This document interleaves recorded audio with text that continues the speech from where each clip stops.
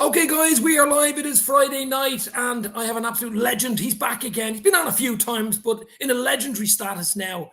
It is Gareth Roberts from the Late Challenge podcast, the new venture with himself and Paul Cope. That's what we're going to be talking about. We will mention the Merseyside Derby. How can you not, Monday night at the end of the show? But it's going to be mostly about the new podcast that Gareth and Paul have out. Gareth, how are you?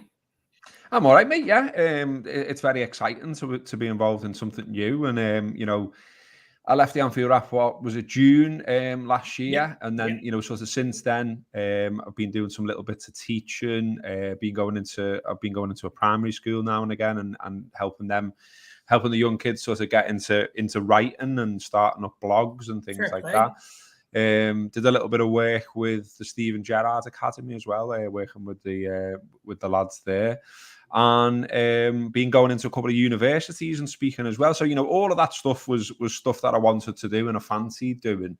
And, I was kind of like that, do I want to re-enter the podcast world, the content making world type of thing, or am I done? That was sort of how I felt post the Anfield Wrap. But as time's gone on, I've sort of started to miss it. And, I've started like a little Substack and started, doing a little bit of writing again on there. I'm just about to publish something when we finish this show, just a bit of general views about the Reds and things like that. But yeah, the podcast stuff, the video stuff, that started to sort of come back to mind really. And I was thinking, is there something that I could do, and who would I potentially want to do it with? And to be honest with you, Dave, I just think the media world is changing a lot really, and it's changed a lot certainly since the launch of the Anfield Wrap. So, way back then when we launched that sort of 2011 time, there were podcasts about them, but they weren't sort of the norm, if you like. And, there certainly weren't many people working in the podcast industry, if you like, because there wasn't one as such in the UK. And when you look at it now, the BBC, I've got a full suite of podcasts that are employing people full time to make them, to produce them, and all the rest of it. But what I like, and what I've been talking a lot to the students when I've gone to speak to them, is, there's a big scope for people like yourself, Dave, who just want to make something independently. It's a hobby for me, Bit of DIY almost around it all, and what's wrong with that? Absolutely nothing. And and that's what I've been saying to all the students I've been speaking to. I'm saying, if you want to be a journalist, if you want to work in the media, well, where's your YouTube channel? Where's your podcast? Where's your blog?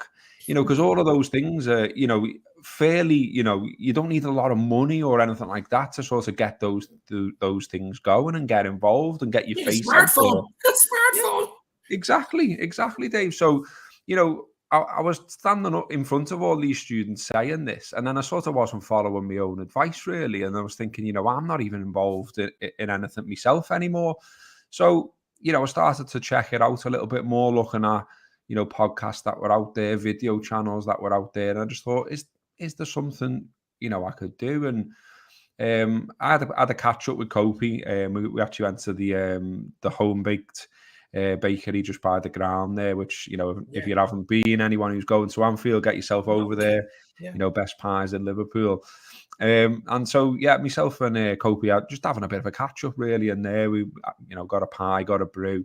And I just started to tell him, what I'm telling you really, just saying, I kind of feel like there's something there, and something that journalism's going quite sort of personality based. And, you can sort of pick and choose who you want to, the world's changed. Once upon a time, I used to like buy the Mirror every day and buy the Echo every day. And, my nan did the same, my mum did the same, my dad did the same, whatever.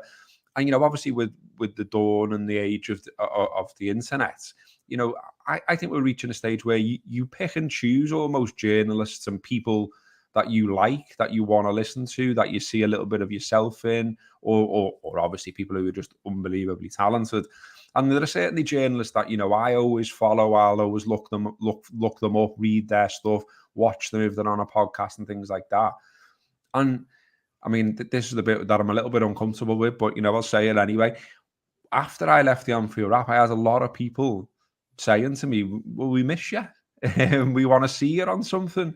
We said, we had, I had people stopping me in the street who I didn't know and just saying, Robbo, do something else, you know, like loved your take on things, loved your take on not just football, but on life and all this kind of stuff. And, you know, there was one fairly recently, which really made me laugh, where, you know, I had my headphones in and I was doing shopping. I was in the Aldi, just not far from where I live. And I was actually talking to my girlfriend on the phone with my headphones in as I was walking around the shop. And I saw this lad sort of like, you know, clock me a couple of times. And then when I'd sort of finished the call and it'd gone back onto the music and I was, you know, I was throwing stuff into my basket, walking around the shop, he stopped me and pointed to the earphones to say, like, you know, take them out a minute. And he was a lad who worked there, like, and he said, you know, what are you doing now? And he said, I know you've left. Like, what are you doing now? And so I said, what I've just told you, you know, bit of teaching, bit of this and that type of thing. And he said, you're not doing another podcast now? And I said, don't know. And he was like, he said, you know, what are you doing in your spare time? Are you just sitting around talking about crisps? and I said, well, maybe that's it, mate. Maybe I should start a podcast about crisps. And he went, well, I'd watch it. I'd listen to it. You know, you should do it. And so, you know, just started to think about all the messages that I've had through and people, as I say, stopping me and talking to me. And I just thought, you know what, why not? And I was saying all this to Cope. He was bang up for it. He fancied the idea as well.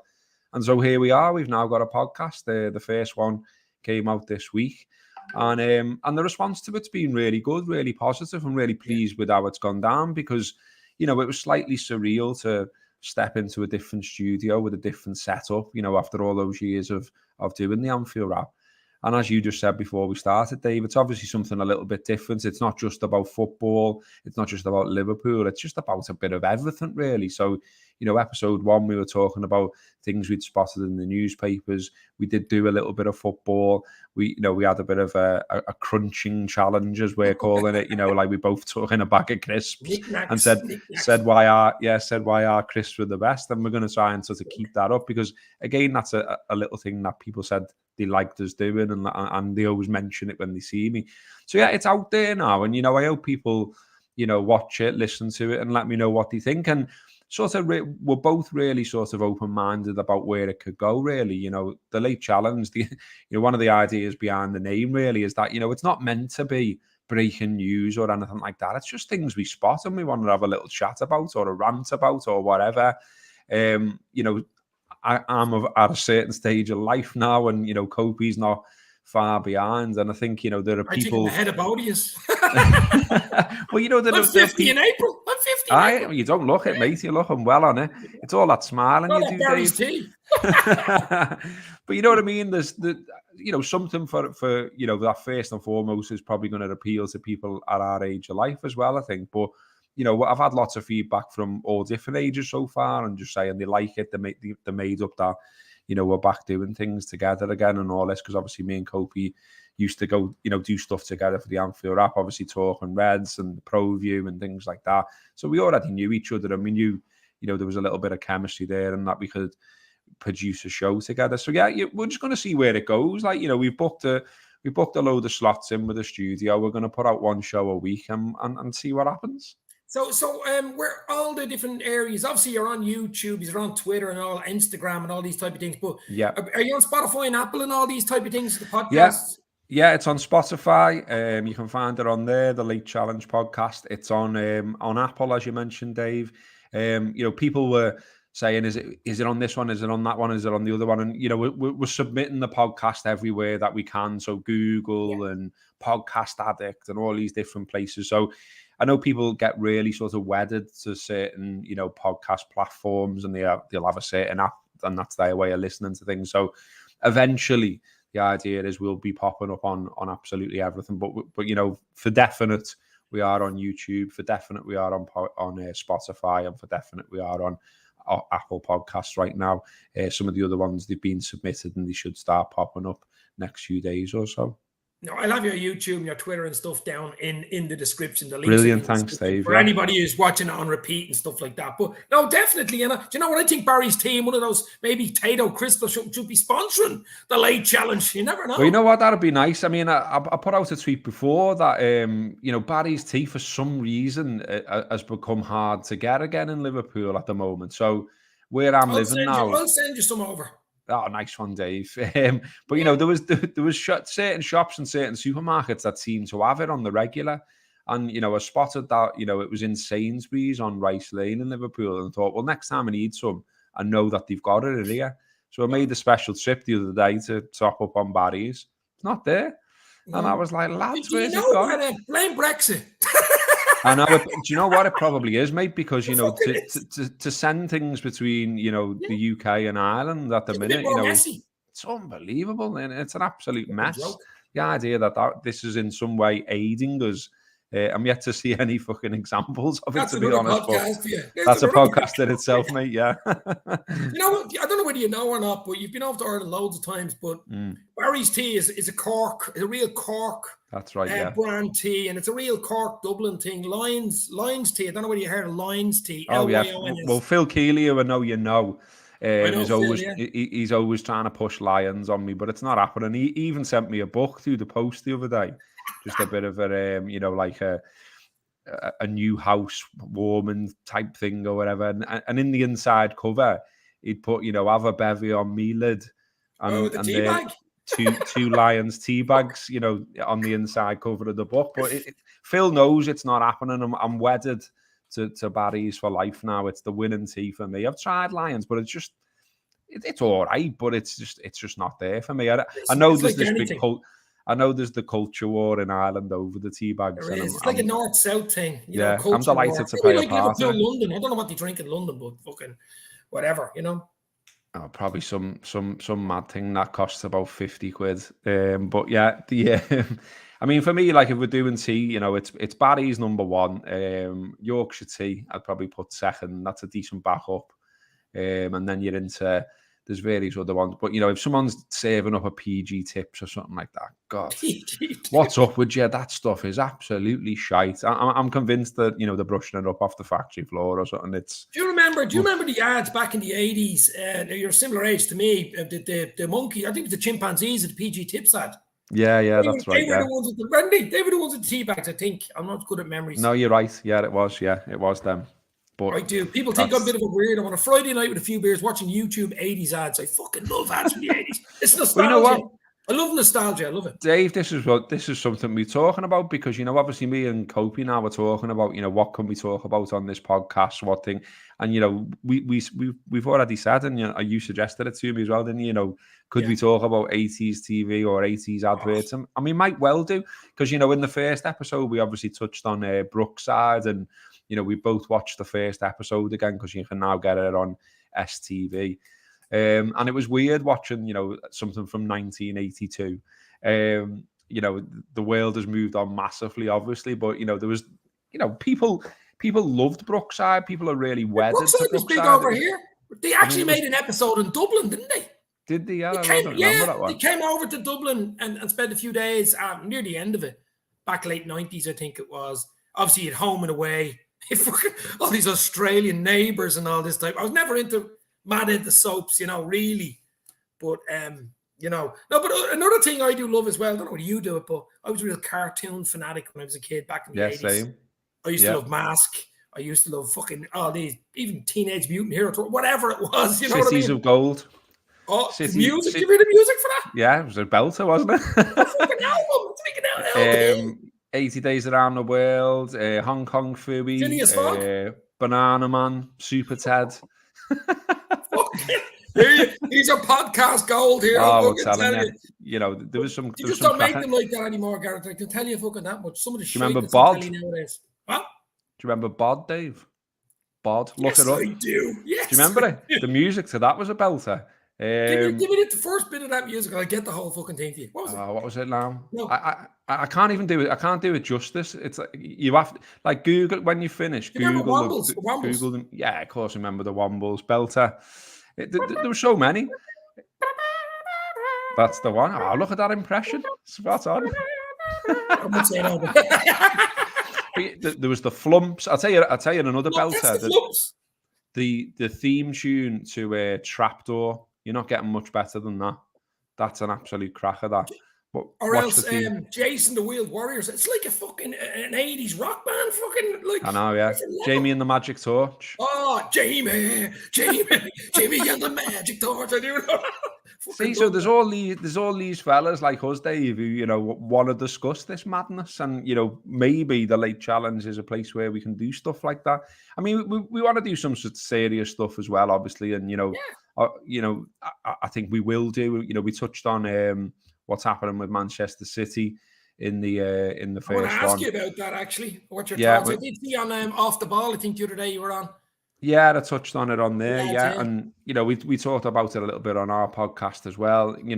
I'm just going to get stuck. Like, what we're really encouraging people to do, because it's so open ended. We want to hear from you. So send us an email, fill out the form on the website, tweet us, and we're reading them all. I'm reading them all. I'm sending them on to Cope when I think it could be a potential idea.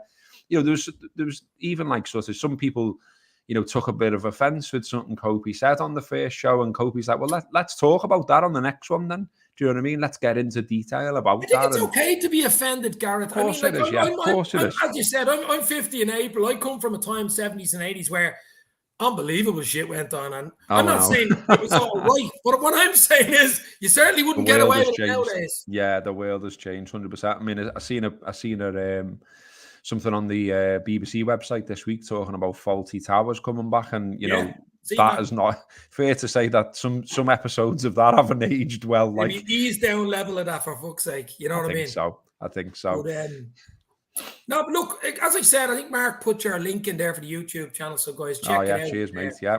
Late Challenge podcast, because it is top class, and hope it grows into something absolutely enormous. Yes, so do I, mate. I mean, look, as I say, it's really a case of testing the water, and it's literally 7 weeks between when we had that chat in Home Baked and episode 1 going out.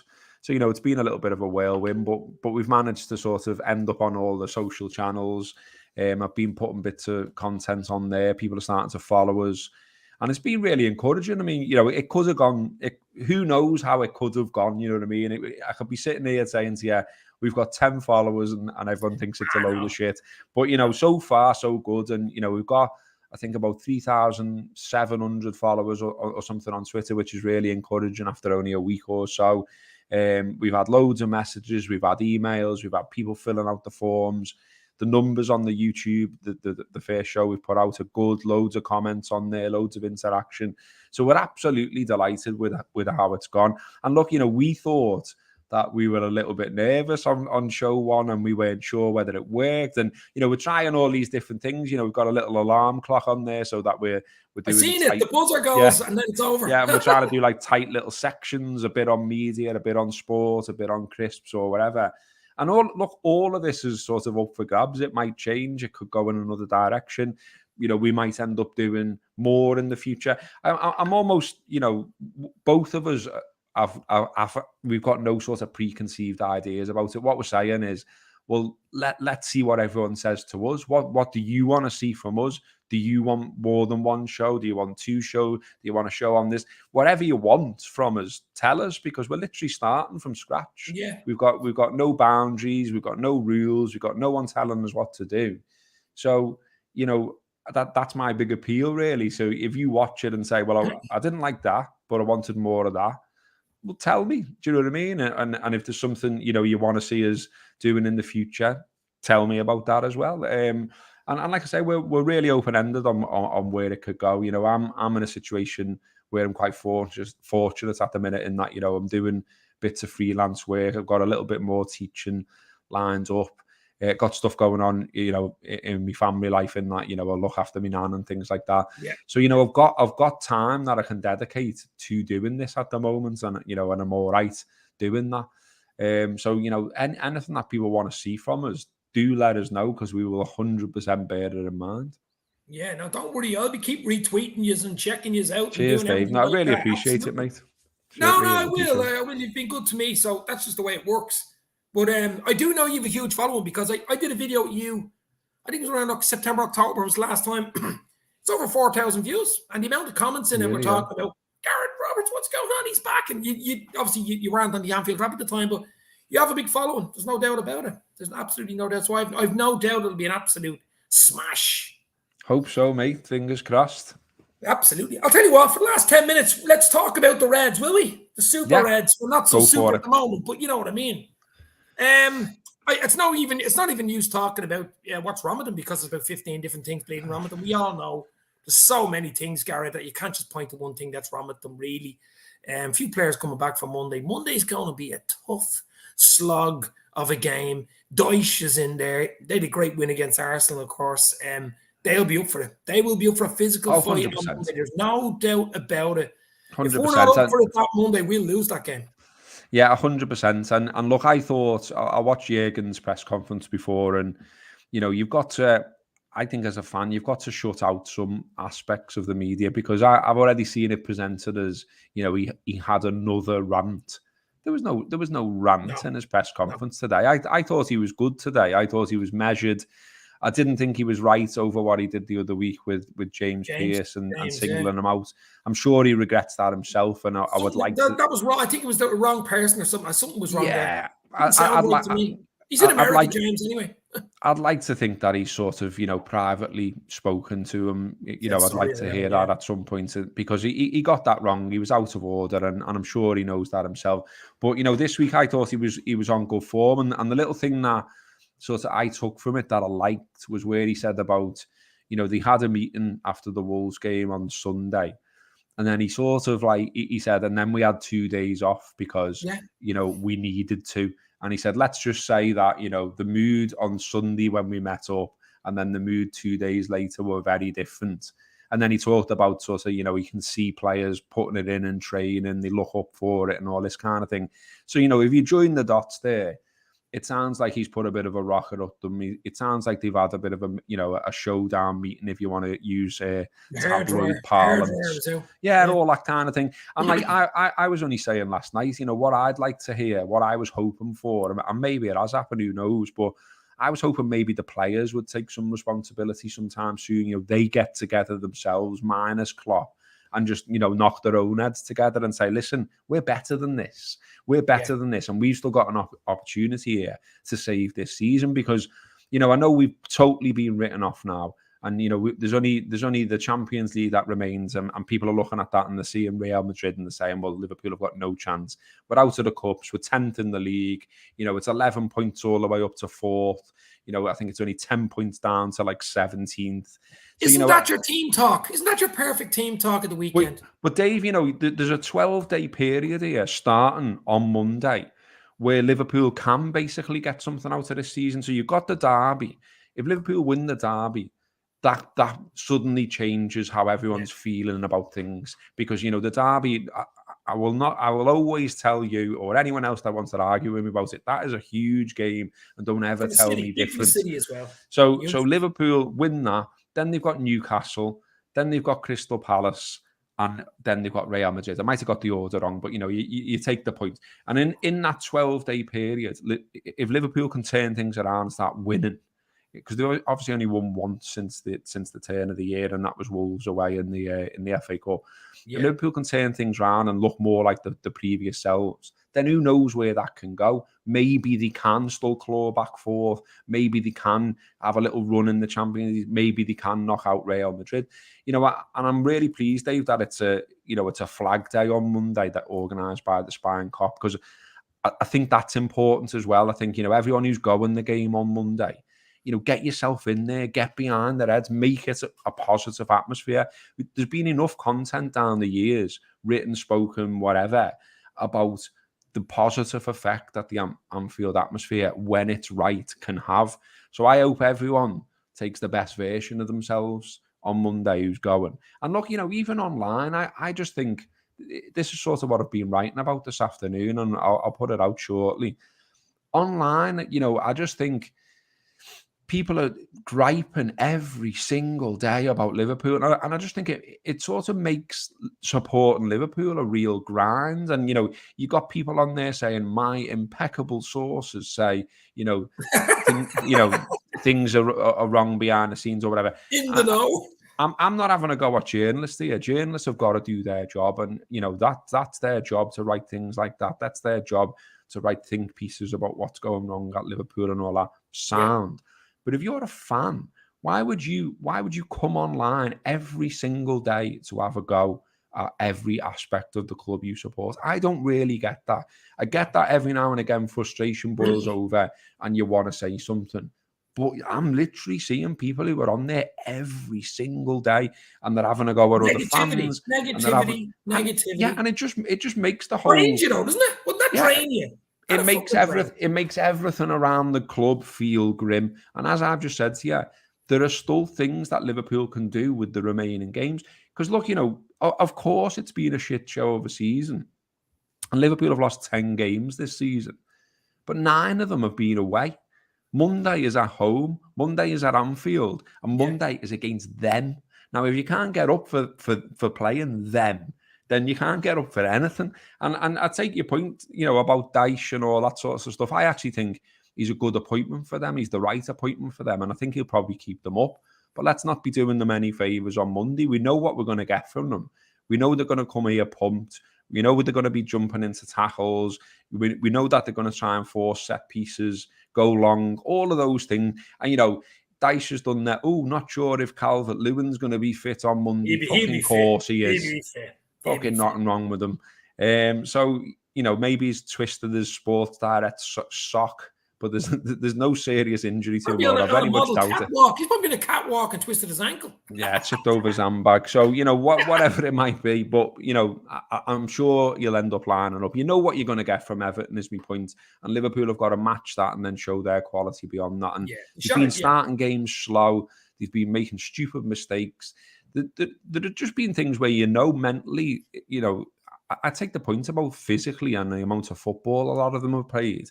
But even mentally, why aren't they closing down at times? Why is the press gone? All of this kind of stuff. Even Robertson, who usually is fucking 100%. Like an animal on the pitch, even he's eased off, I think. Exactly. And he's made, he's admitted that himself. So hopefully whatever's gone on behind the scenes this week does make a difference. And we see a Liverpool that are truer to the Liverpool we know. I mean, look, there hasn't been a lot to shout about this season, has there? But, we managed to beat Manchester City twice.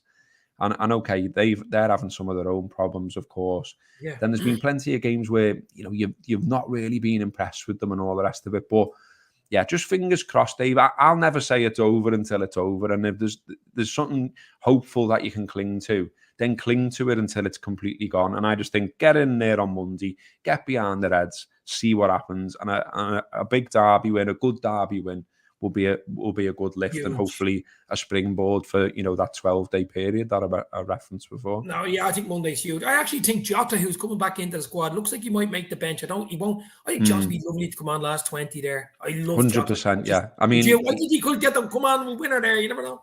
I know, you never know, and he's one we've missed them, haven't we? There's no two ways about that. I mean, we've missed. Here's the two of them. The two of them, yeah, they're both hungry players, aren't they? They're both good in the press, but they're also creative.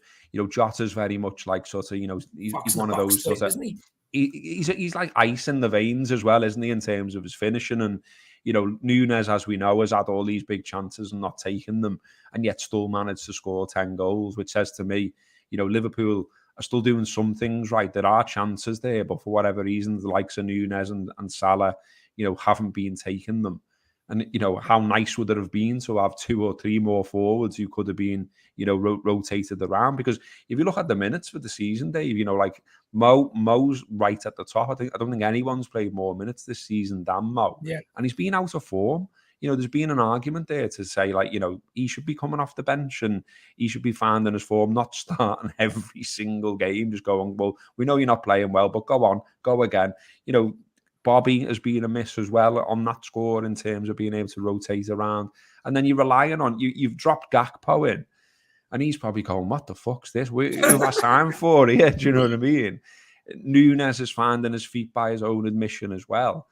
So, yeah, the more that we get sort of positive news around injuries, the better, I think obviously. Thiago could be out for Monday. I only heard that today. I think he's a bit of a niggle. That could be a bit of a thing. Some kind of hip, an issue with his hip, yeah. I mean, he didn't say too much about it, Klopp. He just sort of said it was true and that, there was an issue there, and we'll see. I mean, again, you could do without that, couldn't you? Because, we've not been great in midfield, as everyone knows, and the frustration over not buying there, everyone shares that. But apparently, even like Artur is getting closer to being. Who knows what he's like? I mean, you know, we literally, what have we seen him for? 14 minutes or something this season, I think. 14 minutes kicking a bleeding ball around. And that was in the, you know, that was in the bag of chips cup or something, wasn't it? So, you know, it's just been a bit of it's been an absolute shit show of a season, but you know, it's not over yet. There are some months left where, you know, Liverpool can show a true version of themselves. And look, you know, I go back to that COVID season as well. You know, that was an absolute shit show. It was awful. That run of home games, those defeats when, you know, anyone and everyone was turning up and beating Liverpool, including Everton. And then, you know, they somehow, you know, with lads you'd never heard of emerging from the youth team and all the rest of it, you know, cobbled together some team spirit, got Williams going. at centre halves. Yeah, Williams and all that. And then we end up, you know, we qualified for the Champions League against all the odds, really. So fingers crossed something like that could happen once more. I mean, I know a lot of people have written it off and all the rest of it, but like I say, if there's hope to cling to it. Go and be the best version of yourself and get behind the Reds if you go. Yeah, I don't think they'll get away with showing no heart or just not putting it in on Monday. The crowd won't allow that at Anfield against Everton. No chance. No, 100%. And look, you know, the Blues, I'm sure they'll sort of be whispering amongst themselves that they've got a chance. Do you know what I mean? They'll be looking at it and saying, well, Liverpool are a wounded animal right now. They're not the Liverpool of old. And, you know, we're bouncing. Obviously, Lampard's gone, and you know you read about some of the stuff that was going on under Lampard. It seemed like a lot of their players didn't really get on with him. A lot of them sort of felt like they'd been frozen out. Never really worked, did it? They didn't trust his tactics and all that kind of stuff. You know, so if you get a new manager in, you know, everyone always talks about the new manager bounce, don't they? But I think with Dyche, it just sounds like he's doing some of the basics where you're going to feel involved. So he's done a bit of a survey, hasn't he, which has been well documented. He's told them to sort of put the shin pads on and start getting stuck into each other in training and that kind of thing. So, you know, none of it's groundbreaking, but I think he's a likable fella. I mean, he's a Red as well, isn't he, at the end of the day? Yeah. So, yeah, I think it's a good appointment for them. And he'll probably keep them up, I would think. Just before we go, I know you've talked about it 50,000 times probably in the last 2 or 3 weeks. I think, I'm not being funny, but I do see it online. It'd be on Twitter and stuff just for this type of thing. This FFP thing with Man City, I think the integrity of football's at stake here. Never mind. Yeah, 100%. I think the integrity's at stake. Full stop. Yeah, and it's weird the way Guardiola's spoken about it today, almost like, you know, question it as though it's like trumped up and made up and all this kind of stuff. And, you know, it's bullshit because, you know, everyone who's interested in football has been looking at Manchester City for years and saying, this doesn't look right. And, you know, the Spiegel or whatever they're called, who did all those pieces on Manchester City, you know, I always say to people who sort of doubt all this, go and read that stuff. It's absolute dynamite. And then, you know, sort of, there was all the stuff with UEFA and everything else, and it's hard not to think, you know, there's no smoke without fire and all that, or whatever the phrase is, because, you know, it looks mad, and, you know, the amount of charges that the Premier League have put there, and then to have him coming out saying, oh no, you know, come on. Like, I mean, you know, some of the sponsors and like the idea that, you know, they're able to generate the same revenue as clubs that are huge in comparison to them. You know, it's always stunk. And you're like, Dave, you know, there is a bit of an integrity thing going on here. And, you know, people, I think there's something important here as well in that, you know, I've touched on it a lot of times in things I've wrote and talked about in recent months. People are getting pissed off with footy. People are walking away from footy. And, you know, and the World Cup in Qatar and stuff like that. Yeah, all of that. It's just sort of like, you know, there's a level that you can take the piss out of us that we'll take, but there's a tipping point for everyone. And like, you know, all these little things that go on where you're just like, really? You know, that will be a tipping point for more fans. And you know, I'm sure like all the executives will say, well, the grounds are full and, you know, we're still getting all this money for TV rights and all that. But it doesn't make it right. And, you know, the one thing about, you know, everyone's speculating, aren't they, on how it will work and what will happen. And, you know, there's already talk that it could take 2 years, 4 years and whatever you want, and it'll drag on because they'll bring out their army of lawyers. What I wouldn't want, to be honest with you, Dave, and I've seen some people saying it, and obviously even some of our ex-players joking about it, I wouldn't want all this sort of I wouldn't want that. I just don't think, I wouldn't want us to be awarded a title retrospectively, because I just don't think it just wouldn't sit right. I mean, what do you do if that happens? Do you go out and have a drink and celebrate it? Do you know what I mean? It's you win it in the moment, or you don't win it at all, and everything affects everything else. Like butterfly effect, if you like. So you could strip them though of the trophy and say, well, you didn't win it 6 times, that type of way, and say an asterisk. I think that stuff, or an asterisk or whatever, that stuff would be sort of fair enough. But the idea that you just award it to the next team down, I don't think that really works, because if City hadn't been there, or if a weakened City had been there, who knows how it would have unfolded? Because I think we were close, 2 or 3. I mean, 1 point in fucking hell. You know what I mean? It doesn't get any closer than that. I mean, the other thing I would do, Robbo, is the way, like in law, and you see on like murder trials and stuff, and the judge says, well, listen, if it's a guilty plea, you get an easier sentence. So in other words, if you want to drag Man City, want to drag the Premier League through the fucking courts with their 101 panic lawyers for 2 years and spend millions doing that, and are found guilty after those 2 years, then the book is thrown at you and you're down in League 2. And you tell them that right at the start, that if we find out after you dragging us, you know what I mean? Like a bargain plea, basically. And they've been there before. Champions League, yeah. Because this is the thing, like the City journey, or the old Manchester City, if you like. I used to have a lot of respect for Manchester City, how they operated, and I've got mates who are Manchester City fans, because, as I've said before, on stuff. City fans since the 70s.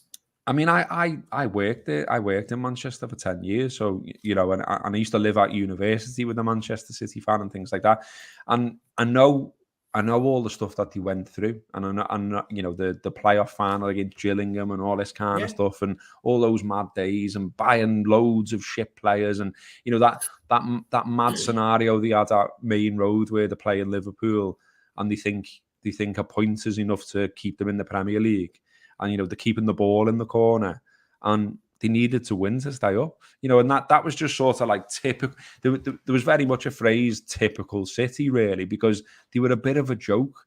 But what I always respected about them was that they always had a good support of a certain level, if you like. It was very local, I always thought. This idea that there's they were the team in Manchester, weren't they? Yeah, like the idea that there's some kind of like world superpower all of a sudden. Like, citizens. Come on. And you had they were getting good numbers even when they were down in sort of League 1, League 2, whatever it was. Yeah.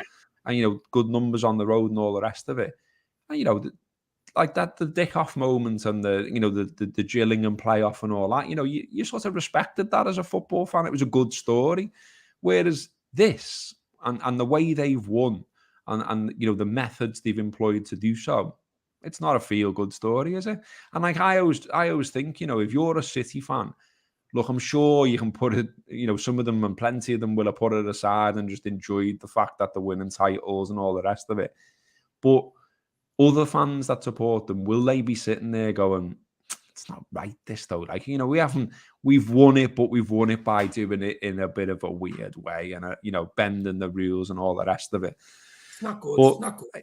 Like, that's one of the things, a lot of people don't like to hear it, but, when Liverpool won the title and the way we've gone about it and the journey with Klopp and upgrading on players and, all of that, and like the Michael Edwards and getting value in the market and all, when we won it, when we won the European Cup, when we won the league, it felt almost purer. And I'm sure there'll be plenty of people who look at that and go, oh, will you fuck off? But it did. That's how I view it. And that's my view. And if people disagree with my view, absolutely fine. But I felt I would feel better about that than winning it by someone just turning up, pouring an absolute shitload of money in, and you just buying, Galacticos almost, if you like, and going with that method. That I've enjoyed us winning in that way. And if that makes me a top red or whatever, Dave, then what is a top red anyway? I seen you put something on Twitter today. Was it the definition of a top red, was it? Oh, yeah, that's the... So have you heard of this sort of chat GPT thing that everyone's talking about? Yeah, the artificial intelligence thing. So I've been having a go on that, and I typed in... I asked that, what is a top red? And that's the answer I got, which seems to be... Siri.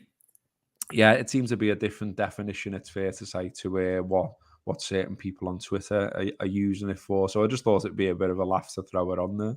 That's brilliant. No, it's brilliant. Well, I'll tell you what, I think we'll leave it there. 40 minutes in. 40 minutes in. Guys, before you go, as I say, the Late Challenge podcast is Paul Cope and Gareth Roberts. Check it out. Link will be in the description.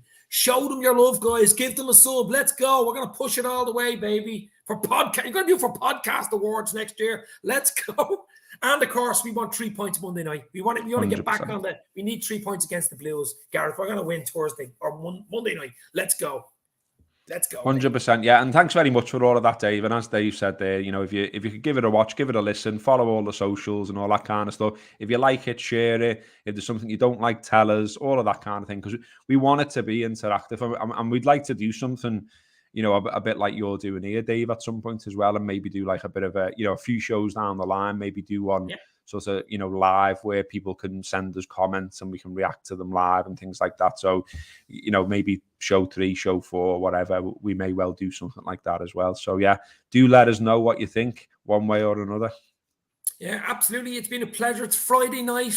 The Reds play Monday. Gareth Roberts, Late Challenge podcast. Check it out. Chat as well. Thank you very much. You'll never walk alone. Talk soon. Stay safe. This means more.